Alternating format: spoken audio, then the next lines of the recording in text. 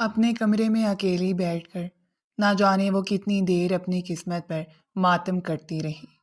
آج دن میں اس کی جس قدر تذلیل برداشت کی گئی، اس کا بس نہیں چل رہا تھا کہ خود کو ختم کر دے۔ وہ کبھی نہیں سوچ سکتی تھی کہ ایسا بھی ہو سکتا ہے، دنیا اس حد تک بھی خطرناک ہو سکتی ہے۔ یہ اس نے آج جانا تھا۔ آج جو کچھ اس کے ساتھ ہوا اس کے لیے ایک بھیانک صدمہ تھا، جو ایک عرصہ اس کی روح پر ثبت ہو کر رہنے والا تھا۔ نہ جانے یہ رات کا کون سا پہر تھا جب دل کے ہاتھوں مجبور ہو کر وہ اٹھی اور صوفے پر پڑی ہوئی اپنی شال کو اٹھا لیا۔ کپکپاتی ہوئی ٹھنڈ کے باوجود اس کے اندر آگ پھیلی ہوئی تھی جو اسے جلا کر بھسم کر رہی تھی۔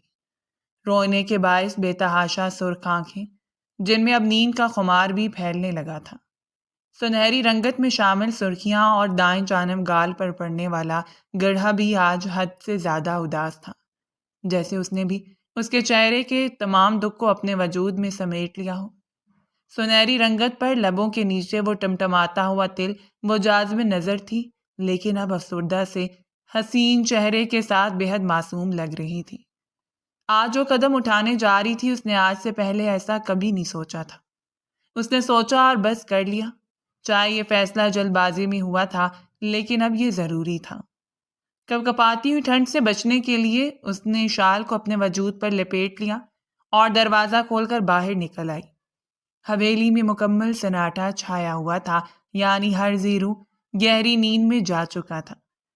رات کے اس پہر ویسے بھی دن کے تھکے ہوئے لوگوں کے لیے آرام اور سکون میسر ہوتا ہے، لیکن اس کی زندگی میں تو اس قدر قیامتیں برپا تھیں کہ سکون نہ جانے کہاں جا سویا۔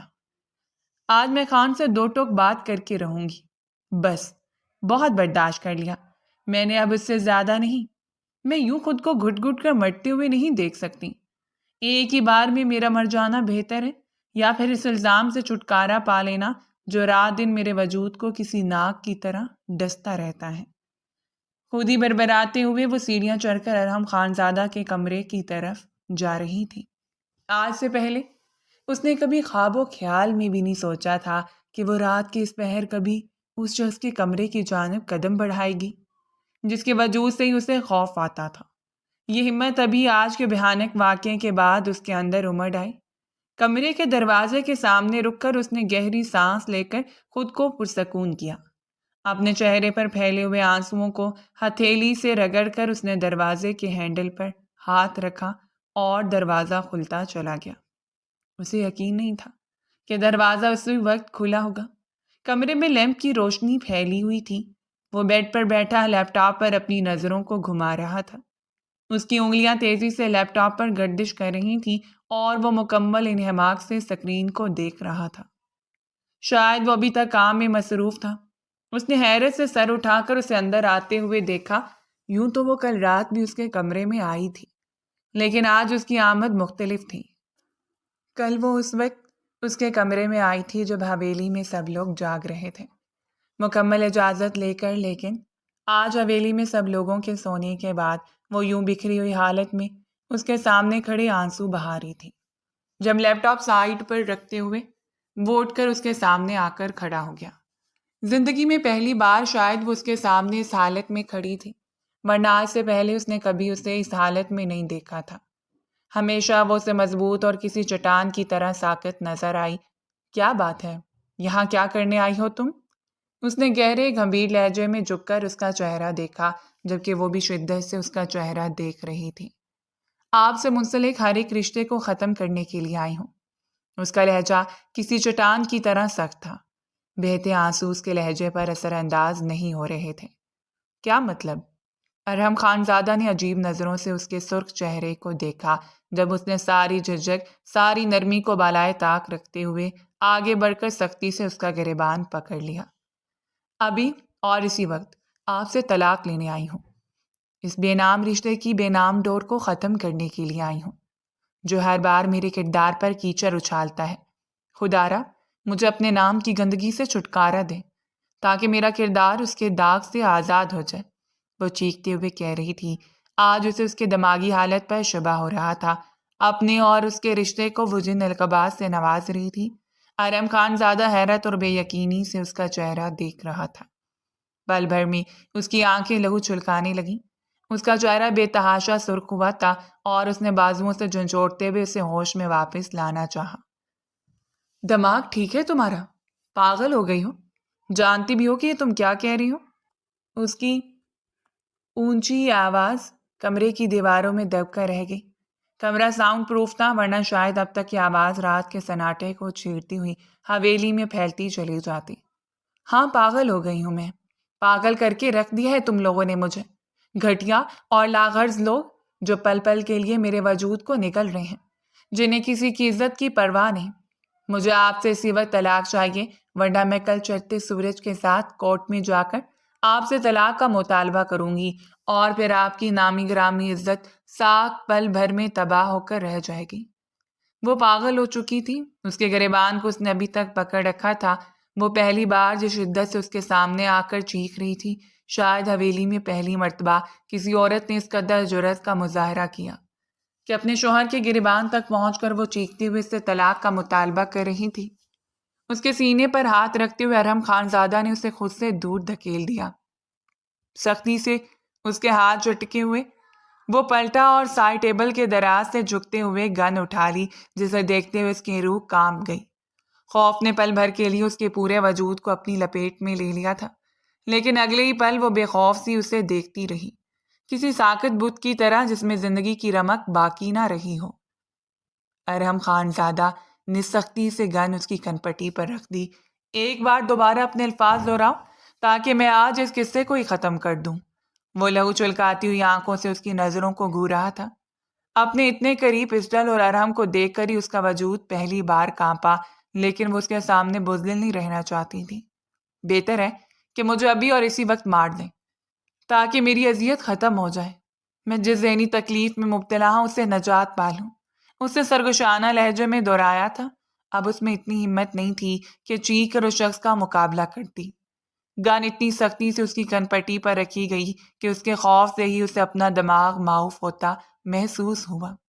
اس نے سسکتے ہوئے ارحم خان زادہ کی آنکھوں میں دیکھا تھا، جو اس وقت شدید غصے میں تھا۔ اس کے غصے کو دیکھتے ہوئے اسے حالات کی نوعیت کا اندازہ ہوا۔ اسے کچھ بعید نہیں تھی کہ وہ اس کی کھوپڑی اڑا دیتا۔ وہ ایسا ہی تھا، ضدی اور اڑیل خان زادہ، جس کی ضد اور انا پوری حویلی میں مشہور تھی۔ آج سے پہلے تو اس کے سامنے آ کر وہ بات کرنے سے کتراتی تھی، اور آج اس نے جس دلیری کا مظاہرہ کیا وہ پل بھر میں جھاگ ہو کر رہ گئی۔ جان بھلا کسے پیاری نہیں ہوتی؟ موت کو اپنے سامنے دیکھ کر بھلا اس کا وجود نہیں کانپتا؟ اور وہ بھی اندر تک کانپ کر رہ گئی۔ بھیگے ہونٹوں سے نکلتی ہوئی سسکی نے ارحم خان زادہ کی توجہ اس کے لبوں کی جانب کروا دی۔ اس نے اس کے لبوں کو کپکپاتے ہوئے صرف ایک نظر دیکھا تھا، اور پھر اس کے چہرے کو پسینے کی وجہ سے بھیگی ہوئی لٹیں اس کی گردن اور چہرے پر چپکی ہوئی تھی۔ بکھرے ہوئے بال، بے تحاشا سرخ آنکھیں، وہ اسے مزید خوف زدہ کرنا چاہتا تھا۔ ریوالور کا ہیمر سختی سے کوک ہوا، دھاتی کلک کی آواز سے کمرہ گونج اٹھا۔ وہ چیختے ہوئے اس کے سینے سے آ لگی۔ اس کے شرٹ لیس وجود میں منہ چھپاتے ہوئے وہ بری طرح کانپ رہی تھی۔ اس وقت وہ اس قدر خوفزدہ تھی کہ اس کی شال اس کے وجود سے ہٹتی ہوئی فرش پر جا گری۔ اپنی تمام تر عنایوں کے ساتھ کانپتا ہوا وجود اس کے سینے سے لگائے وہ بری طرح خوفزدہ تھی۔ سامنے موجود ارحم خان زادہ اپنی چلتی ہوئی دھڑکن پر اختیار کھو بیٹھا۔ اس نے وہ چھوٹا سا ریوالور اچھالتے ہوئے بیڈ پر پھینک دیا۔ ایک مبہم سی مسکراہٹ اس کے چہرے پر رقص کرنے لگی۔ وہ چند پل پہلے کا غصہ جھاگ کی طرح بیٹھ گیا۔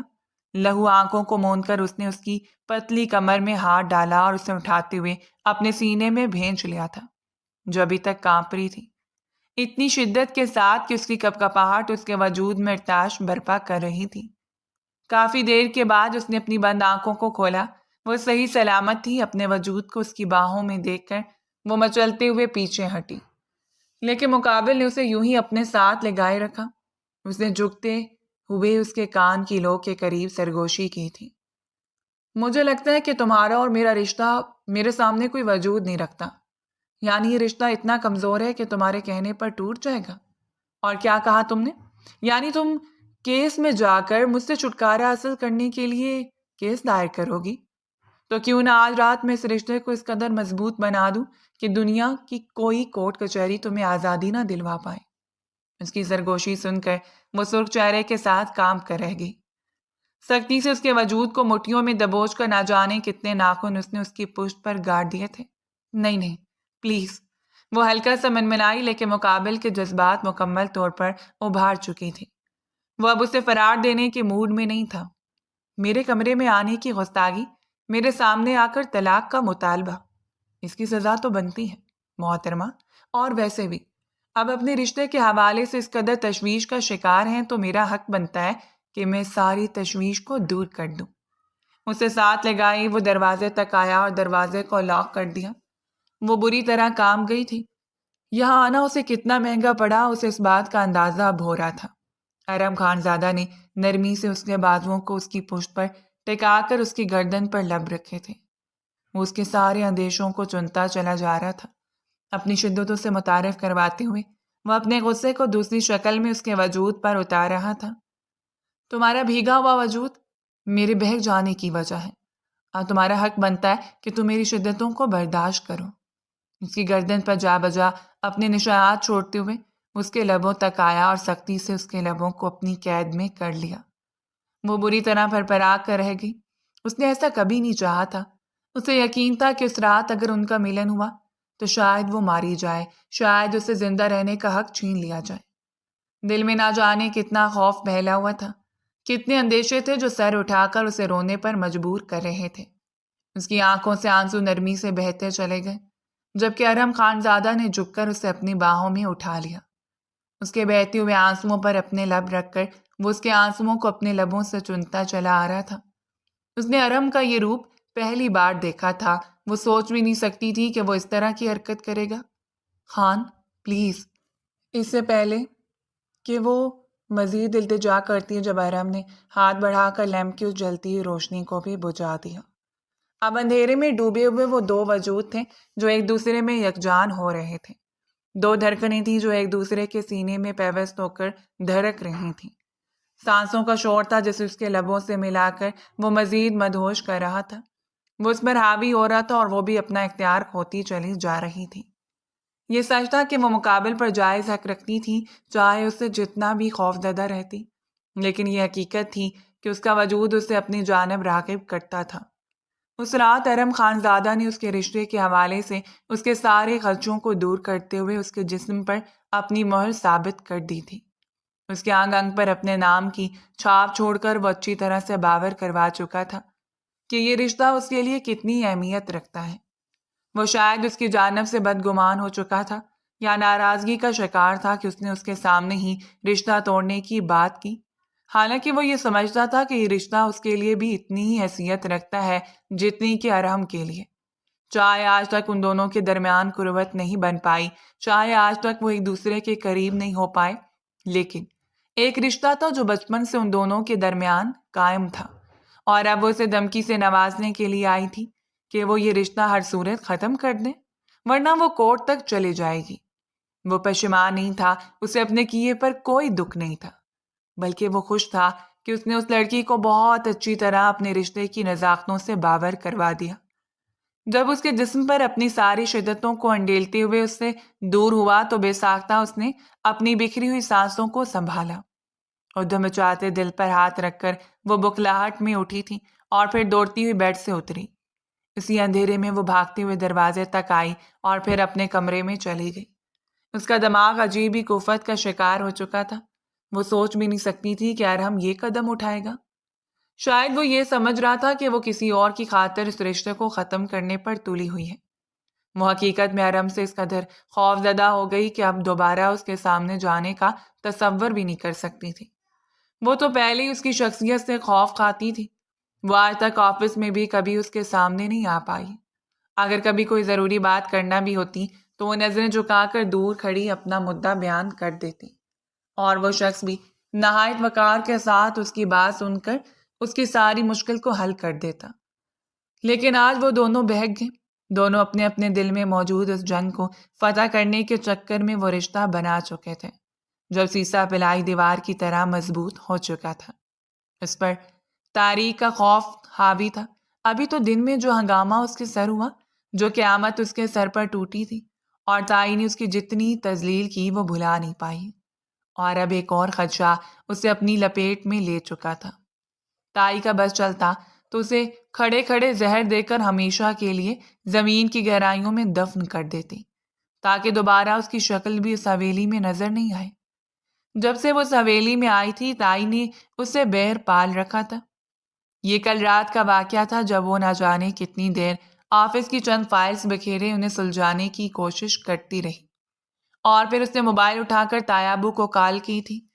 حالانکہ وہ اسی حویلی کے کمرے میں آرام کر رہے تھے، لیکن تائی کی موجودگی میں وہ انہیں ڈسٹرب نہیں کر سکتی تھی۔ اسے بس چھوٹی سی مدد چاہیے تھی، لیکن تایابو نے کال اٹینڈ نہیں کی۔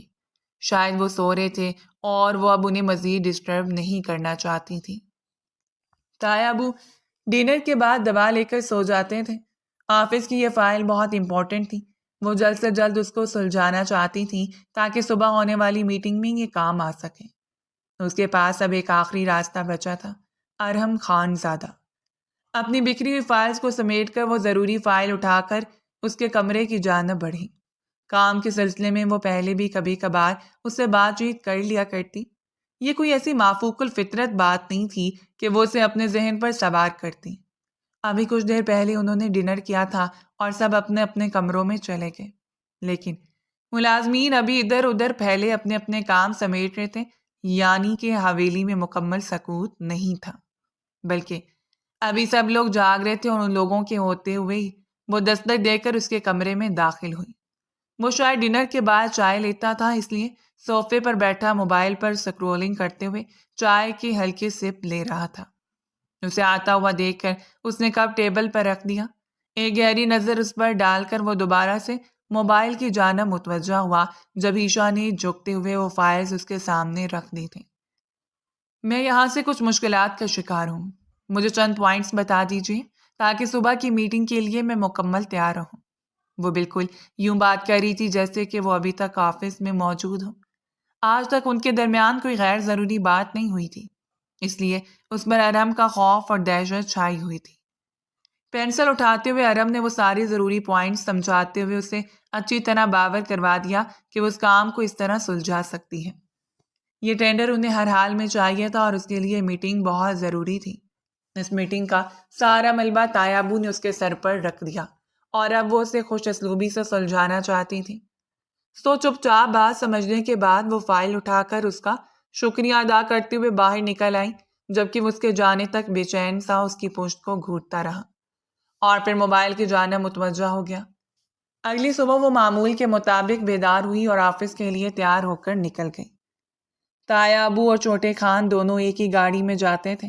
ارحم ڈرائیور یوز نہیں کرتا تھا کیونکہ وہ خود گاڑی ڈرائیو کرتا، جبکہ وہ ڈرائیور کے ساتھ ہی آفس جاتی، اور یہ اجازت بھی اسے تایابو نے دے رکھی تھی۔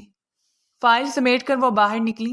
آفس میں اس نے بہت اچھے طریقے سے ساری میٹنگ کو اٹینڈ کیا اور یہ ٹینڈر انہیں مل چکا تھا۔ اس کے چہرے پر اطمینان پھیلا ہوا تھا کیونکہ ایک عرصے کے بعد طاہر صاحب نے نرمی سے اس کے سر پر ہاتھ رکھتے ہوئے اس کی حوصلہ افزائی کی تھی۔ انہوں نے مسکراتے ہوئے اسے ویل ڈن کہا اور وہ اندر تک سے اشار ہو گئی۔ ارحم دیر تک اس کا اطمینان بھرا چہرہ دیکھتا رہا۔ گہری سرمئی آنکھوں کی چمک نرالی تھی، ہونٹوں پر پھیلی مسکراہٹ میں گہرا سکوت جھلک رہا تھا۔ تایابو، اگر آپ اجازت دیں تو میں گھر چلی جاؤں؟ میٹنگ سکسیسفل رہی اور اب آفس میں ایسا کوئی خاص کام نہیں۔ اس نے اجازت چاہی تھی اور طاہر صاحب نے سر ہلاتے ہوئے تصدیق کر دی۔ وہ بیگ اٹھا کر باہر نکل آئی۔ شال کو اس نے ابھی تک اپنے ارد گرد لپیٹ رکھا تھا۔ باوقار چال چلتے ہوئے وہ گاڑی تک آئی اور ڈرائیور کو حویلی جانے کا حکم دیا تھا، جبکہ اس وقت تک وہ نہیں جانتی تھی کہ حویلی میں کون سی قیامت اس کا انتظار کر رہی ہے۔ لنچ اس نے سب کے ساتھ آفس میں ہی کر لیا تھا۔ حویلی میں آتے اس نے ملازمت سے کہہ دیا کہ اس کے لیے کپ چائے بنا کر اسے کمرے میں دے دیا جائے۔ وہ کچھ دیر آرام کرنا چاہتی ہیں، اس سے پہلے کہ وہ سیڑھیاں چڑھتی ہوئی اپنے کمرے کی جانب بڑھتی، جب درمیان میں ہی اسے رافعہ بیگم کی سخت آواز نے رکنے پر مجبور کر دیا۔ آخر تمہاری بے چین جوانی کو کب قرار آئے گا؟ سارا دن آفس میں میرے بیٹے کے آس پاس گھومتے ہوئے تمہیں وہ گھاس تک نہیں ڈالتا، تو اب رات کے اندھیرے میں اس کے کمرے میں جا کر اسے اپنی جانب راغب کرو گی؟ وہ حیرت سے پلٹتے ہوئے رافعہ بیگم کو دیکھتی رہ گئی۔ گھر میں ملازمین تھے، وہ جس طرح اس سے بات کری تھی وہ بے اختیار ہی زینے اترتی ہی ان کے سامنے آ کر کھڑی ہو گئی۔ ایسا کچھ نہیں ہے، کیا آپ کو کسی نے کچھ کہا ہے؟ اس نے بے حد نرمی سے کہا تھا، لیکن رافعہ بیگم نے بے اختیار ہی اپنی ساڑی کا پلو اپنے کندھے پر پھیلایا اور تیز قدم اٹھاتی اس کے سامنے کھڑی ہو گئی تھی۔ وہ 50 سالہ باوقار، سخت اور سنجیدہ خاتون تھی۔ سختی سے اس کا بازو جھنجھوڑتے ہوئے اس کے چہرے کو گھو رہی تھی۔ کل رات میرے بیٹے کے کمرے میں کیا کرنے گئی تھی؟ اور پھر کافی دیر تک تم ارم کے کمرے میں رہی؟ کیا میں جان سکتی ہوں کہ تمہاری بے چین جوانی تمہیں چین کیوں نہیں لینے دیتی؟ انہوں نے اتنی تذلیل بھرے لہجے میں کہا تھا کہ کام کرتے ملازم بھی ان کی جانب متوجہ ہو گئے۔ گھر میں اس کے چھوٹے چچا کی فیملی بھی رہتی تھی، لہذا نورین بیگم اس کی چچی اس پر ایک گہری نظر ڈال کر اپنے پورشن کی طرف بڑھ گئی۔ ایسا کچھ نہیں ہے تائی امی، آپ کو غلط فہمی ہوئی ہے۔ میں بس فائلز…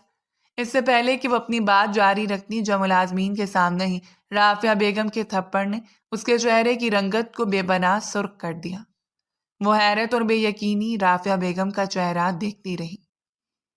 یہ تھپڑ انہوں نے پہلی بار اس کے چہرے پر نہیں مارا تھا۔ جب سے وہ یہاں آئی تھی نہ جانے کتنی بار ان کی مار پیٹ کا نشانہ بنی، لیکن اب وہ اس کے کردار پر انگلی اٹھا رہی تھی۔ اپنی ماں کی طرح ایک مرد کے بغیر تمہاری رات نہیں گزرتی، اس بات سے تو میں اچھی طرح واقف ہوں، لیکن تم اس کے لیے میرے بیٹے کا انتخاب کرو گی؟ میں سوچ بھی نہیں سکتی تھی۔ وہ غصے سے اسے گھونٹتے ہوئے چبا چبا کر کہہ رہی تھی، جب وہ بے اختیار ان کی جانب بڑھی۔ خدا کے لیے تائی امی، ارحم میرے شوہر ہیں۔ اس نے پہلی بار ارحم اور اپنے رشتے کا تذکرہ کیا تھا، اور یہ بات رافعہ بیگم کو آگ لگانے کے لیے کافی تھی۔ انہوں نے بالوں سے دبوچ کر اسے فرش پر پٹک دیا۔ اس کا ساکت وجود ان کے قدموں میں پڑا رہا۔ پاس بڑے ہوئے کانچ کے گلاس کو انہوں نے اٹھا کر اس کی پشت میں دے مارا۔ یہ تو خدا کا شکر تھا کہ وہ زخمی ہونے سے بچ گئی۔ ملازمین ارد گرد اکٹھے ہو چکے تھے۔ ذرا دیکھو اس آوارہ لڑکی کو، یہ بد کردار لڑکی تمہارے خان سائیں کے ساتھ رات کی رنگینی منانا چاہتی ہے۔ اس کی آگ اگر تم میں سے کوئی پورا کر دے تو شاید اسے قرار آ جائے۔ وہ چیخ پڑی۔ تائی امی، خدا کے لیے خاموش ہو جائے۔ ملازمین اسے جس نظروں سے دیکھ رہے تھے اس کا دل چاہا کہ وہ زمین میں گر جائے۔ رافعہ بیگم نے اس کے بالوں سے پکڑ اسے بری طرح جھنجھوڑ دیا تھا۔ اس کی شال اس کے کندھوں سے لپٹی رہ گئی۔ ملازمین اس کے بے تحاشا رونے پر ایک نظر اس پر ڈال کر بکھرتے چلے گئے۔ شاید وہ بھی اس تماشے سے عاجز آ چکے تھے۔ ان کی نظروں میں بھی وہ تذلیل تھی جو اس کی روح پر اترتی ہوئی محسوس ہو رہی تھی۔ کیا کہہ رہی تھی؟ ارحم تمہارا شوہر ہے۔ خبردار اگر میرے بیٹے کے ساتھ کوئی خود ساختہ تعلق بنانے کی کوشش کی تو میں تمہیں زیر زمین دفن کر کے تمہارا نام و نشان جلا دوں گی، تاکہ تم دوبارہ اپنی ناپاک زبان سے یہ الفاظ نہ دہراؤ۔ بچپن میں تمہارے ساتھ رشتہ کرتے ہوئے میرے بیٹے اور میرے شوہر نے تمہارے مرتے ہوئے باپ پر رحم کھایا تھا، لیکن تمہاری ماں کی بد کرداری نے یہ ثابت کر دیا کہ تم لوگ قابل رحم نہیں ہو۔ اس حویلی کے خانزادے پر زبردستی مسلط ہونے سے بہتر ہے کہ زہر پھانک کر مر جاؤ، تاکہ تمہارے کردار کی غلاظت سے یہ حویلی پاک ہو جائے۔ وہ اس کے سر پر کھڑی دھاڑتی رہی۔ اسے ارم خانزادہ کے ساتھ رشتے کی ساری حقیقت باور کروا رہی تھی، وہ ان کے بیٹے کے سر پر زبردستی مسلط کیا گیا وجود ہے۔ وہ ایک بد کردار لڑکی ہے، اور اس روز وہ اپنے بکھرے ہوئے وجود کو سمیٹ کر بمشکل کمرے تک آئی۔ بیڈ پر روندے منہ گرتے ہوئے وہ شدت سے رو پڑی تھی۔ امی، امی جان، کاش آپ نے حویلی سے باہر قدم نہ نکالے ہوتے تو مجھے آج یہ دن نہ دیکھنا پڑتا۔ اسے بار بار ملازمین کی نظریں خود پر پڑتی ہوئی محسوس ہو رہی تھیں۔ وہ بے ساختہ اٹھی اور شاور کے نیچے جا کر کھڑی ہو گئی۔ اس کا بھیگا ہوا وجود اس کے اندر پھیلی ہوئی آگ کو کم نہیں کر رہا تھا۔ وہ بار بار خود کو رگڑتی رہی۔ تائی امی کی مار سے زیادہ ان کے وہ الفاظ زہریلے تھے جس کی کسک اس کی روح پر محسوس ہوتی، اور اسی وقت اس نے فیصلہ کر لیا تھا کہ وہ ارم خانزادہ سے کہہ دے گی کہ وہ اسے طلاق دے دے۔ وہ اس کی زندگی سے نکل جائے گی۔ اپنی ساری سیاہیوں کو لے کر وہ اس شخص سے اتنا دور چلی جائے گی کہ اس کی ماں اس کے وجود کو محسوس نہ کر پائے۔ اگر وہ آج اس حویلی سے نکل جاتی تو بھی شاید اسے واپس آنا پڑتا، لیکن وہ چاہتی تھی کہ اس شخص کے وجود سے منسلک وہ تعلق توڑنا چاہتی تھی تاکہ انہیں قرار آ جائے۔ لیکن یہاں اس کی قربت سے متعارف ہو کر وہ مزید بے چینی کا شکار ہو گئی۔ دل خوف سے دھڑک رہا تھا۔ وہ اپنے کمرے میں آئی اور خود کو لاک کر لیا۔ وہ نہیں جانتی تھی جب رافعہ بیگم کو اس بارے میں علم ہوگا تو وہ کیا کرے گی۔ ایک مشمانی سے اس کے سارے وجود میں پھیل گئی۔ اس نے ایسا کبھی نہیں چاہتا کہ ارم خانزادہ کبھی بھی اسے بیوی کے درجے پر فائز کرتا یا اس کے ساتھ وقت سے پہلے کوئی تعلق قائم کرتا۔ ہاں، اگر رخصتی ہو جاتی تو اس کے بعد سوچا جا سکتا تھا، پھر وہ لوگوں کے سامنے اسے اپنی بیوی کے طور پر تسلیم کرتا۔ لیکن اب خوف سے اس کا برا حال تھا۔ باقی کی رات وہ سو ہی نہیں پائی اور صبح جلدی وہ بیدار ہوئی تھی۔ اس نے عہد کر لیا تھا کہ آج کے بعد وہ ہر ظلم و ستم پر خاموشی اختیار کر لے گی۔ اسے کوئی حق نہیں ہے ان لوگوں کے سامنے آواز اٹھانے کا جن رازوں سے وہ لوگ جانتے ہیں۔ اسے کبھی بھی سکون کا چین نہیں لینے دیں گے۔ ماضی میں کی گئی کوتاہیاں اس کے گلے کا توق بن چکی ہیں، حالانکہ سب میں اس کا قصور نہیں تھا، لیکن پھر بھی اسے سزا دی جا رہی تھی ناکردہ گناہ کی۔ ارم خانزادہ کے ساتھ اس کا تعلق ان کے دادا سائیں کی مرضی کی بنا پر ہوا۔ اس وقت بابا زندہ تھے لیکن بیماری کا شکار تھے جب جمشید خان نے خود اپنی مرضی سے یہ نکاح کروا دیا، کیونکہ وہ چاہتے تھے کہ ان کی پوتی ان کے بیٹے کے چلے جانے کے بعد بھی یہ اس حویلی میں محفوظ رہے۔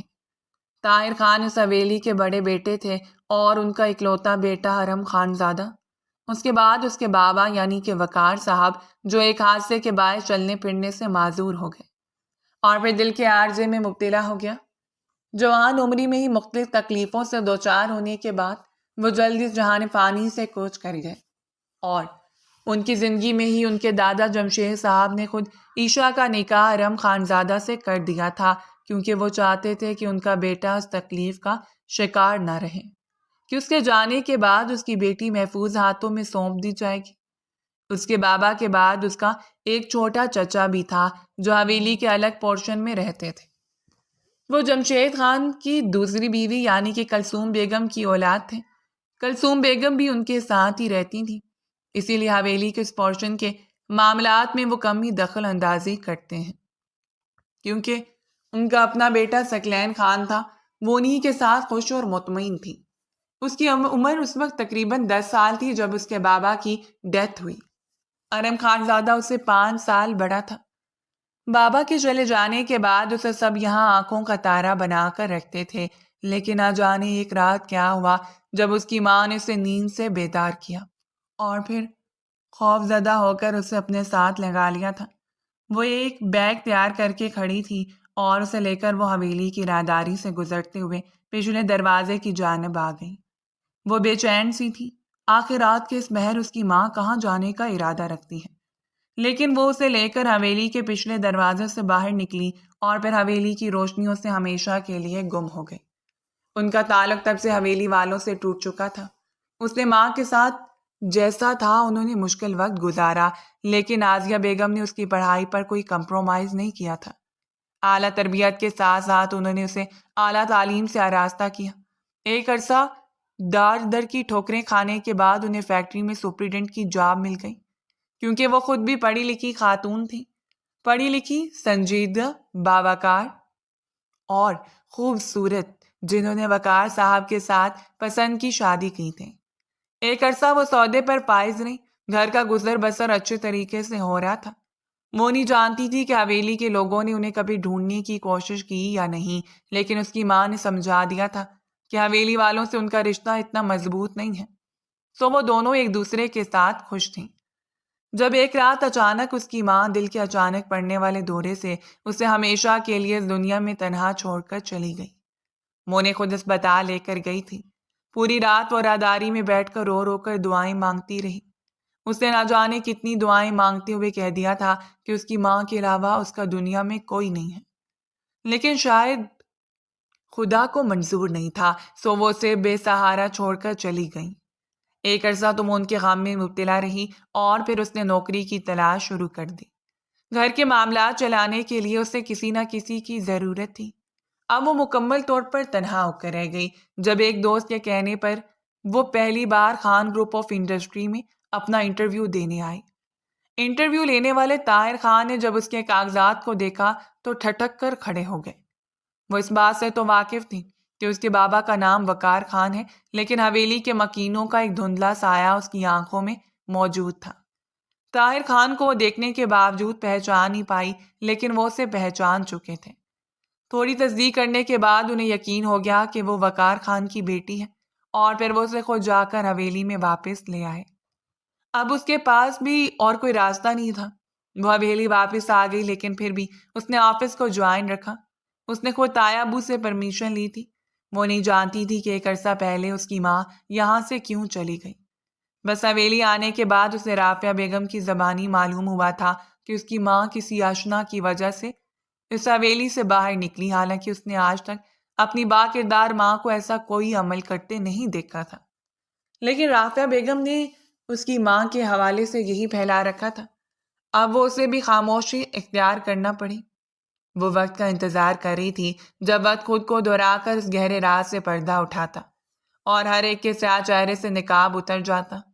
صرف یہی وجہ تھی کہ اسے نہ چاہتے ہوئے بھی اس حویلی میں رہنا پڑ رہا تھا، حالانکہ وہ نہیں چاہتی تھی کہ اتنی تذلیل کے بعد وہ اس حویلی میں رہے۔ اسے اس حویلی میں آئے ہوئے تقریباً 6 ماہ ہو چکے تھے، اور ان 6 مہینوں میں اور ہم نے ایک بار بھی اس سے کوئی تعلق ظاہر کرنے کی کوشش نہیں کی۔ وہ بس پروفیشنل انداز میں بات چیت کرتے اور بس، لیکن اس بات کو خدا بہتر جانتا تھا کہ اس رشتے نے ان کے دل میں کیا ہلچل مچا رکھی ہے۔ وہ دونوں اپنے دل کی دنیا سے غافل ہو کر ایک دوسرے سے منہ موڑے ہوئے تھے، لیکن آج رات جو کچھ ہوا اس کے بعد تو اس رشتے کو بے بنیاد کہنا ہی بیجا تھا۔ اس نے اپنے اور ارحم کے درمیان ایک ایسی دیوار کھڑی کر دی، اجنبیت کی گہری دیوار جو وہ چاہ کر نہیں گرا سکتی تھی۔ اب وہ اگر اسے بات کرنے کی کوشش بھی کرتا تو وہ میلوں دور کھڑی ہو جاتی، اور وہ بھی انا میں لپٹا ہوا شخص کبھی پہل نہیں کر سکتا تھا۔ اس کے بقول اس نے کچھ غلط نہیں کیا تھا، اسے بیوی ہونے کا حق دیا تھا، اور یہ حق اس وقت کی ضرورت تھی۔ لیکن شاید وہ دونوں نہیں جانتے تھے کہ ان کی زندگی میں کون سے ہنگامے برپا ہونے والے ہیں۔ قیامت اس دن ٹوٹی جب اس روز بہت جلد طبیعت کی وجہ سے اس نے آفس سے چھٹی لے لی۔ کافی دیر وہ اپنے کمرے میں لیٹی رہی۔ اسے بار بار چکر آ رہے تھے، جی متلا رہا تھا، اور کوشش کے باوجود وہ اٹھ کر نیچے نہیں جا پائی۔ بلا کر کچھ دیر کے بعد اس نے ہمت کی اور کچن تک آ گئی۔ رافعہ بیگم گہری نظروں سے اس کا جائزہ لے رہی تھی۔ اس کی رنگت میں زردیاں گھلی ہوئی تھیں اس سے پہلے کہ وہ کچن میں داخل ہوتی، جب شدید اکائی نے اسے ٹھہر جانے پر مجبور کر دیا۔ وہ دوڑتی ہوئی واپس ہٹی اور سیڑھیاں چڑھتے ہوئے اپنے کمرے کی جانب بھاگی، اور رافعہ بیگم ٹھٹک گئی۔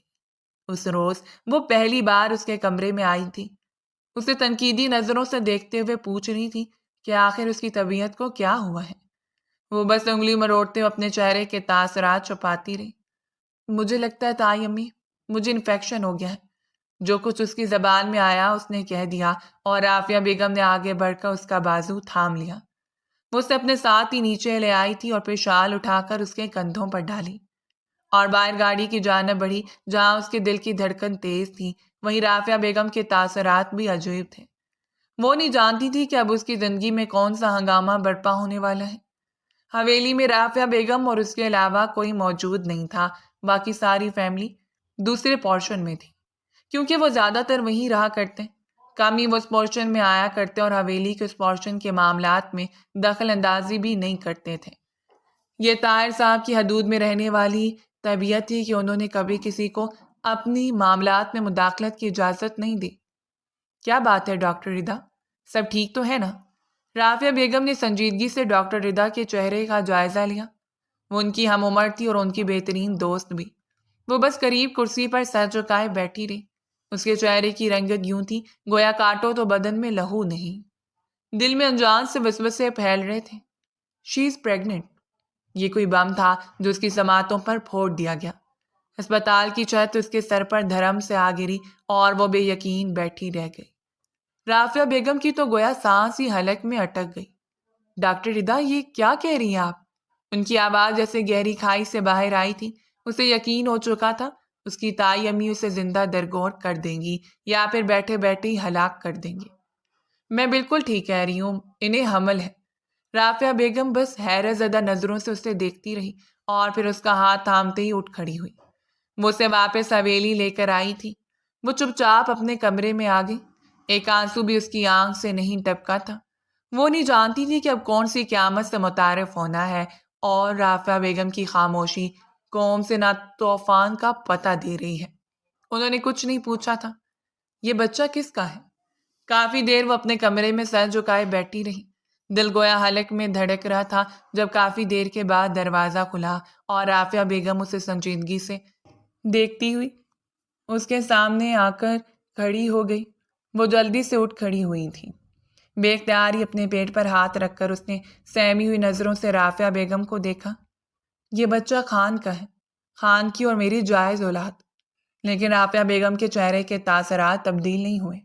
جانتی ہوں یہ اس حویلی کا ہونے والا وارث ہے اور میرے بیٹے کی اولاد، اس لیے تو تمہیں بخش رہی ہوں، لیکن تم اس بات کا ذکر کسی سے نہیں کرو گی۔ کل میں خود جا کر تمہارے کچھ مزید ٹیسٹ کرواؤں گی اور اس کے بعد ہی میں خود اس بات کو اناؤنس کروں گی۔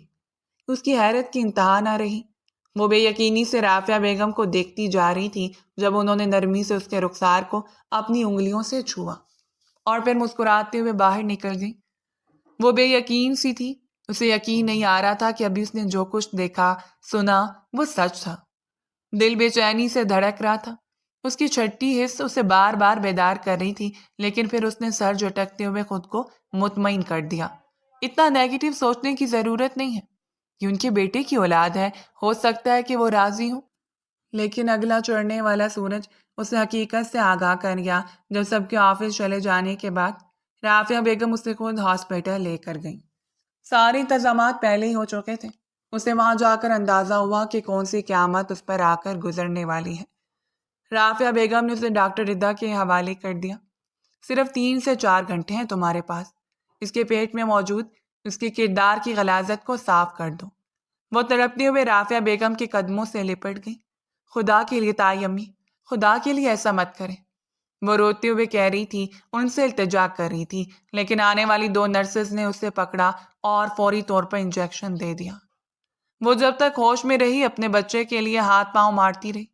آج تو اتنا بڑا قدم اٹھانے والے تھے وہ لوگ کہ انسانیت بھی کانپ کر رہ جائے۔ پھول سا وجود جو ابھی اس کے پیٹ میں پلنے کی نوید سنا رہا تھا، اس روز ڈاکٹر ردا نے اس کا ابارشن کر دیا۔ وہ جب 3 گھنٹوں کے بعد ہوش میں آئی تو وہ وجود اس کے جسم سے الگ ہو چکا تھا۔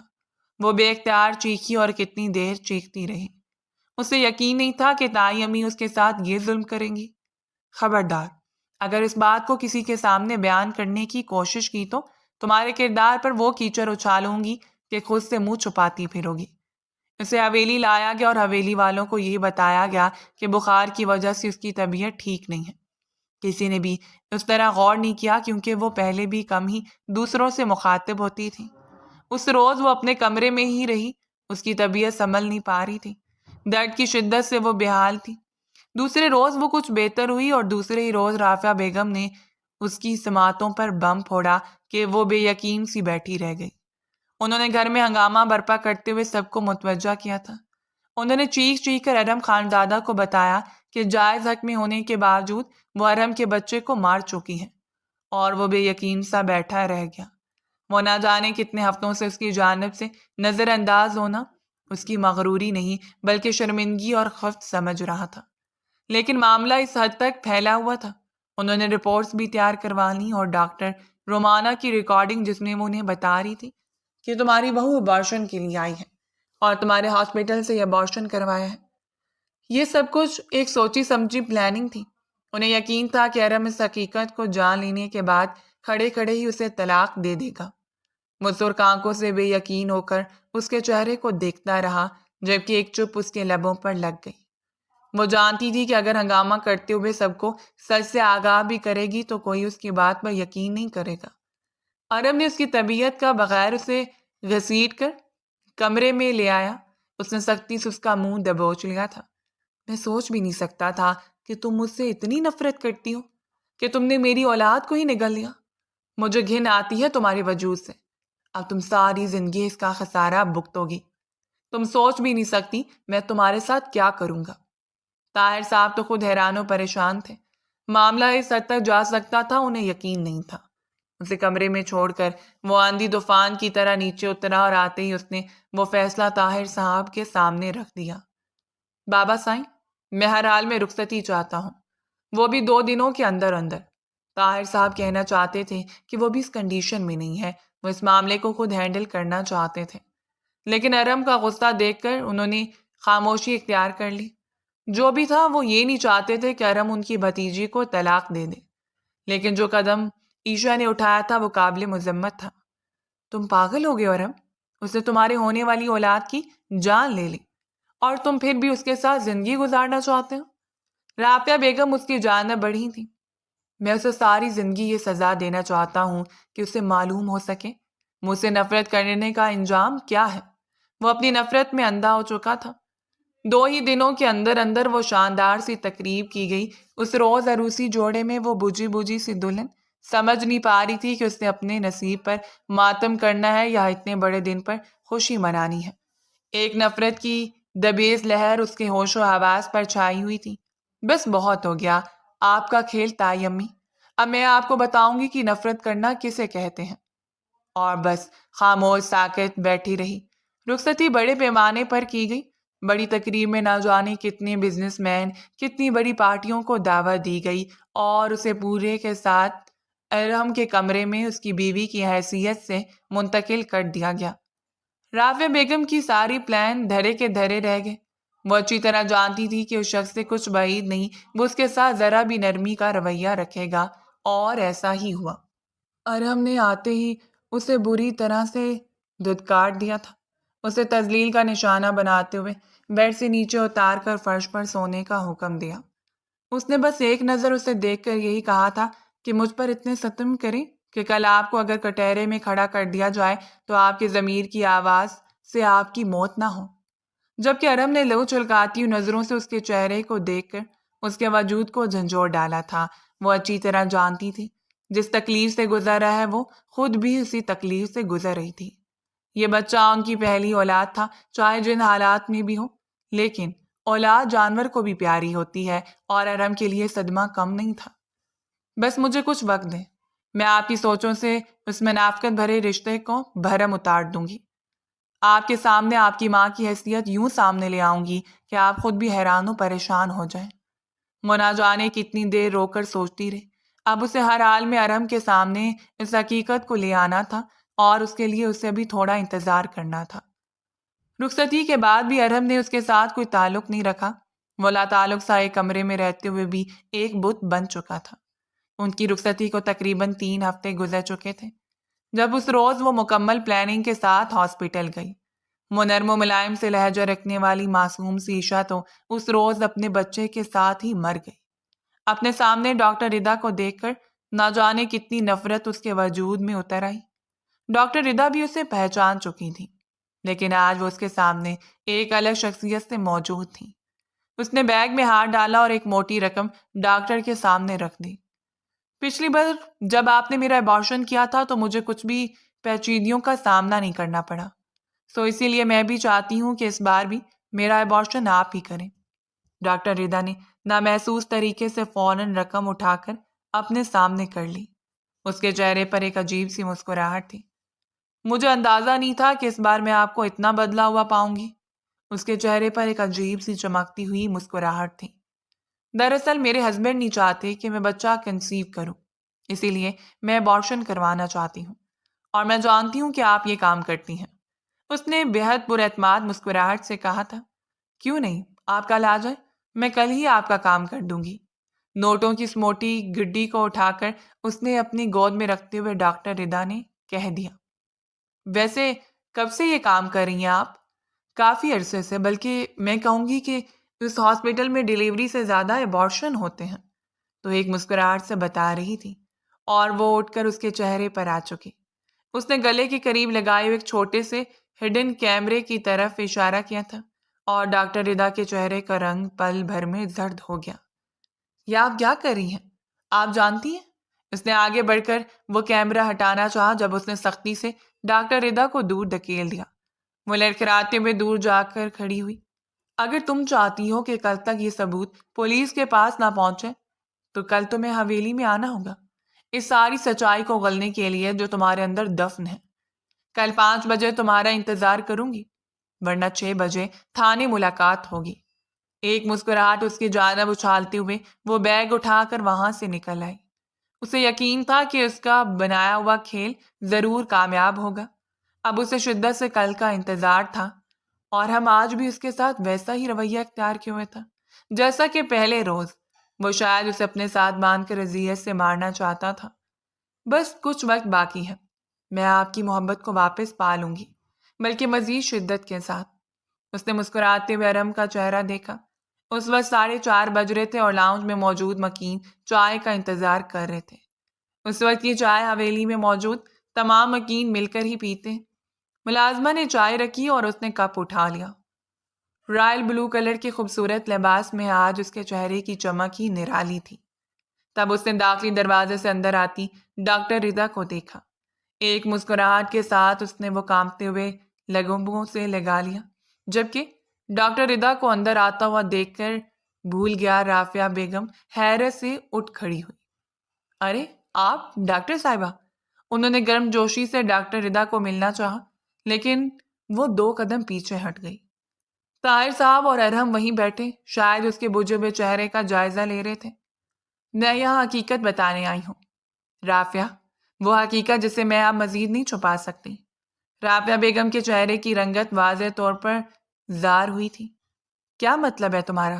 کون سی حقیقت؟ یہ تم کیا کہہ رہی ہو؟ انہوں نے پلٹ کر ایک نظر طاہر صاحب کی جانب دیکھا اور ارحم کو، جو نہماک سے ڈاکٹر رضا کا چہرہ دیکھ رہے تھے، جبکہ پاس بیٹھا وجود دلچسپی سے چائے کے سپ لے رہا تھا، جیسے کہ اسے ساری گفتگو سے کوئی فرق نہیں پڑتا ہو۔ وہی حقیقت جس کے لیے تم نے مجھے مجبور کیا تھا۔ میں آپ سب لوگوں کو بتانا چاہتی ہوں کہ رافعہ نے مجھ سے زبردستی اپنی بہو کا ابارشن کروایا اور اس کے بدلے مجھے خطیر رقم دی۔ انہوں نے یہ راز رکھنے کے لیے بھی مجھے رقم دی تھی اور سارا الزام اپنی بہو پر لگا دیا۔ بلند آواز اور پختہ لہجے کے ساتھ ڈاکٹر رضا نے ساری حقیقت ان کے سامنے بیان کر دی، جبکہ رافعہ بیگم تو سر پیٹتی رہ گئی تھی۔ یہ جھوٹ بول رہی ہے، اس سے ضرور اس لڑکی نے رقم دی ہے۔ جبکہ ڈاکٹر رضا کے اگلے جملے پر وہ خاموش ہو گئی۔ میرے اسپتال میں موجود سٹاف اس بات کا گواہ ہے، اور شاید کیمروں میں بھی ریکارڈنگ موجود ہو۔ سب کچھ ویسا ہی ہوا تھا جیسا وہ چاہتی تھی۔ تب تک وہ بے یقین سے بیٹھی رہی جب تک کہ طاہر صاحب کا زناٹے دار تھپڑ رافعہ بیگم کے چہرے پر نہیں پڑا۔ ایک سکون کی لہر اس کے وجود میں اترتی چلی گئی۔ ارم پھٹی پھٹی نظروں سے اپنی ماں کو دیکھ رہا تھا، جیسے وہ ابھی تک بے یقین ہو۔ زندگی میں پہلی بار طاہر صاحب نے رافعہ بیگم پر ہاتھ اٹھایا تھا۔ وہ تو بے یقین سی کھڑی رہ گئی اور پھر آگے بڑھ کر ان کا گریبان پکڑ لیا۔ وہ چیخ پڑی تھی، اس لڑکی نے ہماری زندگیوں کو برباد کر دیا ہے، میں اس کی جان لے لوں گی۔ یہ ہمارے سر پر زبردستی مسلط ہوئی ہے، جیسے کہ اس کی ماں کتنے جتن سے۔ میں نے اس کی ماں کو اس حویلی سے نکالا تھا، ورنہ وہ تو آپ پر قابض ہونے والی تھی۔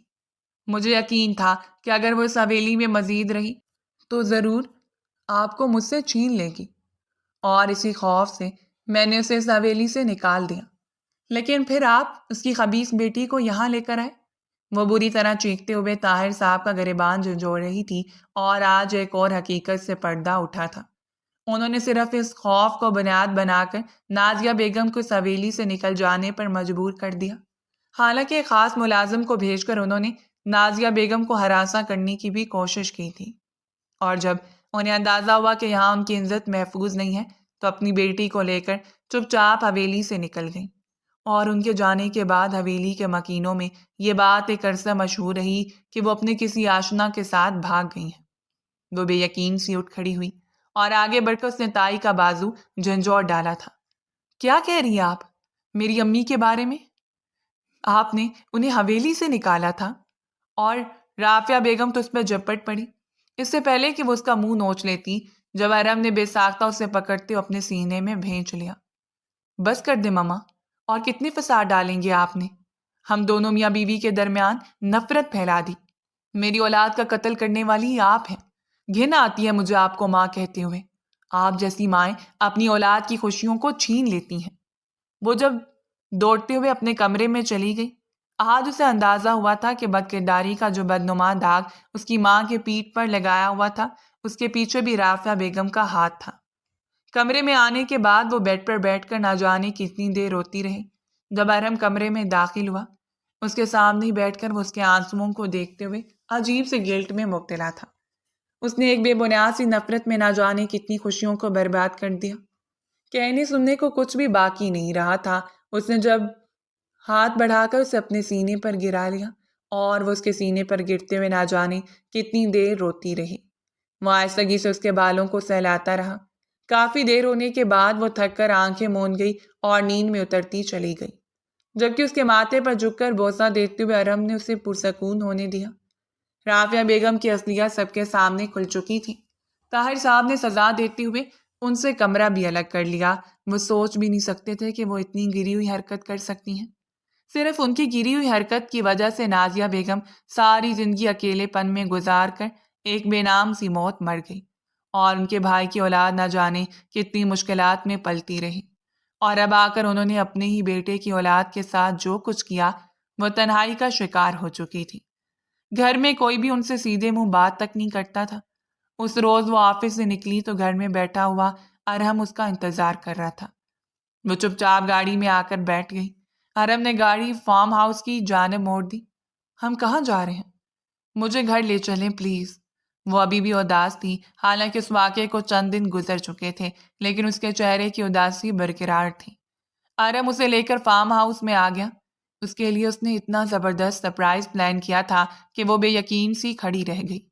داخلی دروازے سے لے کر کمرے تک سرغلاب کی پتیوں سے سجے ہوئے راستے اس کے منتظر تھے۔ ارحم کا ہاتھ تھام کر وہ ان پتیوں پر قدم رکھتی ہوئے اندر آئی۔ آنکھوں میں عجیب سی چمک ابھری ہوئی تھی، جبکہ وہ اس کے چمکتے ہوئے چہرے کو دیکھ رہا تھا۔ کمرے میں داخل ہوتے ہی وہ بے یقین سی رہ گئی۔ کمرے کو یوں سجایا گیا تھا جیسے کہ دلہن کے لیے سجایا گیا ہو۔ کمرے میں جا بجا پھیلے ہوئے گلابوں کی فسوں خیز خوشبو۔ یہیں رکو، ابھی کچھ دیر باقی ہے۔ وہ وہیں رکی اور ارحم باہر چلا گیا۔ تھوڑی دیر کے بعد ایک لڑکی اندر داخل ہوئی جس کے ہاتھ میں خوبصورت ڈریس تھے۔ اس نے وہ ڈریس اسے پہننے کے لیے دی تو وہ چپ چاپ سر جھکا کر پہن آئی۔ خوبصورت سے جگمگاتی اور سرخ رنگ کی ساڑی میں اس کا وجود دمک رہا تھا۔ وہ لڑکی غالباً بیوٹیشین تھی جس نے اس کے چہرے کو مہارت سے میک اپ کرتے ہوئے ایک الگ روپ دے دیا۔ وہ آئینے کے سامنے کھڑی خود کو حیران نظروں سے دیکھ رہی تھی جب ارحم کمرے میں داخل ہوا۔ وہ بے حد باوقار اور حسین لگ رہا تھا، لیکن اسے اپنے سامنے دیکھ کر وہ اپنے قدموں پر ساکت رہ گیا۔ سرخ رنگ میں کھلتا ہوا گلاب وہ مسکراتے ہوئے چہرے کے ساتھ اس کے سامنے تھی۔ تو کیسا لگا میرا یہ رومانٹک سا سرپرائز؟ اس نے کمر سے تھامتے ہوئے اسے اپنے قریب کر لیا۔ وہ چہرہ جھکا کر مسکرا دی۔ ماضی میں جو کچھ ہو چکا ہے میں اسے واپس تو نہیں لا سکتا، لیکن یہ وعدہ ضرور کرتا ہوں کہ آنے والے ہر دن ہر لمحے کو اس قدر حسین بنا دوں گا کہ تمہیں اپنی قسمت پر رشک آئے۔ وہ اسے وعدہ کر رہا تھا، اس کے حسن کو سراہتے ہوئے اس کے زلفوں سے کھیل رہا تھا، اس کے لبوں پر ہلکی گستاخیاں کرتے ہوئے اس کے وجود کو سمٹ جانے پر مجبور کر رہا تھا۔ قسمت اس پر مہربان تھی اور اس نے مسکراتے ہوئے ارحم کے سینے پر اپنا سر سجا دیا۔ ضروری نہیں کہ تاعمر آپ کو آزمائشوں سے گزرنا پڑے۔ پروردگار اگر آپ سے کچھ چھین لیتا ہے تو اس کے بدلے میں آپ کو بہترین سے نوازتا ہے۔ بس آپ نے صبر اور حوصلہ ہونا چاہیے۔ اگر آپ کو ہماری آج کی سٹوری پسند آئی تو اپنا فیڈ بیک دینا مت بھولیے گا، اور مزید ایسی کہانیوں کے لیے چینل کو سبسکرائب کر دیں۔ شکریہ۔